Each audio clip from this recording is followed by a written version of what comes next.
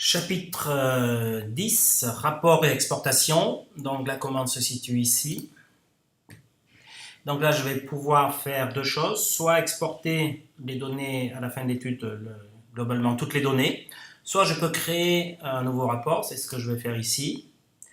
Donc là, je dois indiquer le nom du rapport. Donc moi, je vais l'appeler rapport 1. Ici, donc il y a plusieurs steps. Donc la première, c'est quels utilisateurs vont pouvoir avoir accès à ce rapport. Donc là, comme je suis le seul utilisateur, je n'ai pas la possibilité de les sélectionner. La deuxième étape consiste à indiquer quel champ je vais vouloir voir apparaître dans mon rapport. Donc quand je clique ici, donc on met toujours l'identifiant. Ici, dans la liste déroulante, il y a tous les champs que j'ai prévus dans mon ICRF. La troisième étape, est-ce que je peux faire un filtre?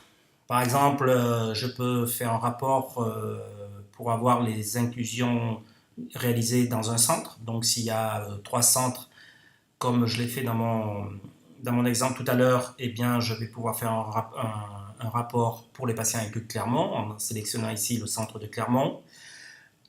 Un autre rapport pour les patients de Dijon, un autre rapport pour les patients de Nîmes, ça peut être intéressant. Je peux faire des filtres supplémentaires comme, voilà, les centres apparaissent là, donc j'ai deux moyens de le faire. Et l'étape 4 consiste à classer les enregistrements comme je le souhaite. J'enregistre le rapport. Je ferme tout cela. Ah non, pardon, j'ai fait une mauvaise manipulation. Voilà, et quand je me trouve sur ma page d'accueil, je verrai maintenant ce rapport, là, un onglet qui apparaît sur la gauche, et en cliquant dessus, j'aurai les résultats de mon exportation tels que je l'ai paramétré. Voilà pour les rapports. Maintenant, l'exportation des données en fin d'étude, en vue de leur analyse. Je clique ici, et là, il me propose différents types de fichiers. Donc, les 4 derniers sont des extractions en format des différents logiciels statistiques mentionnés ici. Si vous voulez passer plus par un tableur, donc vous avez, c'est toujours en .csv, mais après vous pouvez faire un copier-coller pour le mettre sur un fichier Excel en .xls.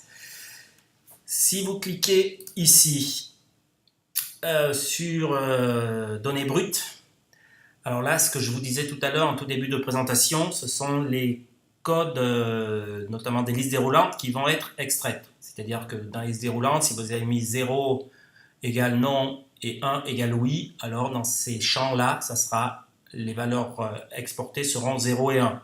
Si vous cliquez ici, alors dans ces champs-là, les valeurs exportées seront oui et non. De même pour hommes et femmes, etc. Donc on choisit, c'est pour tous les champs, soit on extrait les données brutes, soit on extrait les étiquettes. De même pour les noms des champs, c'est la même chose. Soit c'est les étiquettes, soit c'est le code des variables comme on l'a défini quand on a créé les champs. Voilà pour l'exportation, je n'en dirai pas plus. Si des fois vous avez des paramètres qui apparaissent en rouge ici, ça veut dire que vous n'avez pas tous les droits pour faire l'exportation.